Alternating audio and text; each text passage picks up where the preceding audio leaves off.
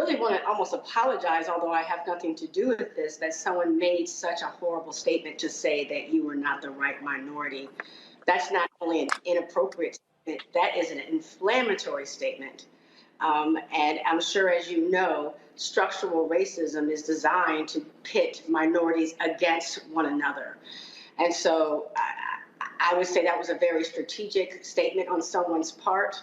And I'm sorry that you're having to wade through those waters right now.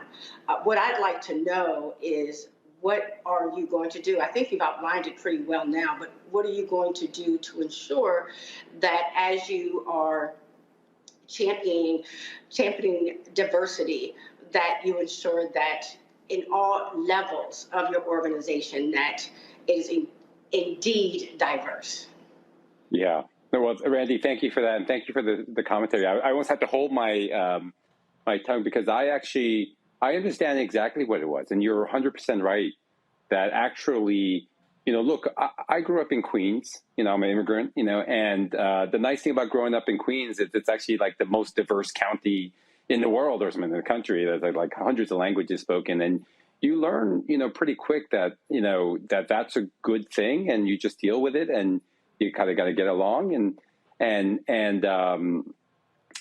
so I also witnessed, actually, early in my life, that kind of pitting on especially Black and Asian, and sometimes the system is set up to pit us against each other, and that's something that I'm actually super conscious of. I've always been super conscious of, and I always said that's a false dichotomy. That's not something that is good for any community, and it's kind of like, I